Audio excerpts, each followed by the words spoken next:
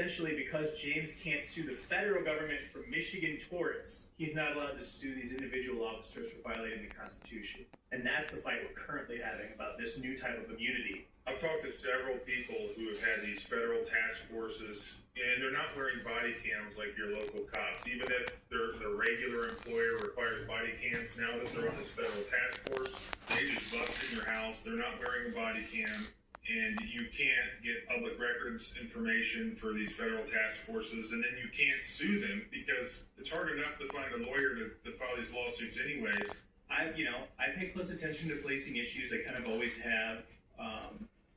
And I had no idea that these task forces were operating this way. Like, of course, you hear sometimes the phrase task force and it means a bunch of different things, but you have no clue that these task forces have expanded quietly across the entire country to the point where they're everywhere. I mean, we're talking about West Virginia and Grand Rapids, Michigan. It's not like this is DC, Chicago, New York. These task forces are absolutely everywhere. Even local officials who are kind of, more moderate or whatever, don't realize is once these officers become cross-deputized as task force members, local officials lose all control. Like you said, you can have your police department required to use body cams. They'll be on these task forces without body cams.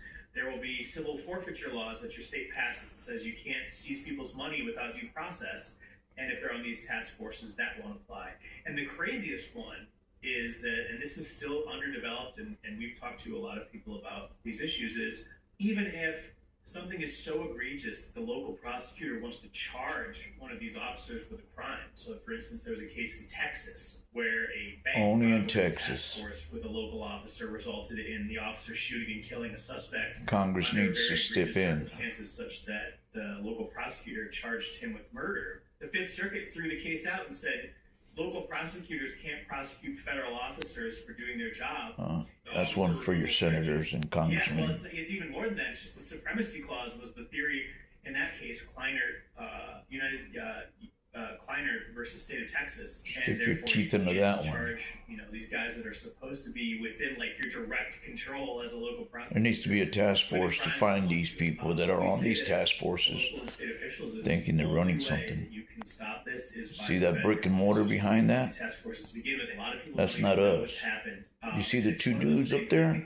That is us. That should be us. They've been slowly boiling this frog for 60 years now. Yeah. And people are finally getting wise to it, but realizing all at once. I'm way too wise for that one. I've been wise. Right now, I need your help. I need a pro bono attorney in San Diego to step up. Be a man. Go to bat with me.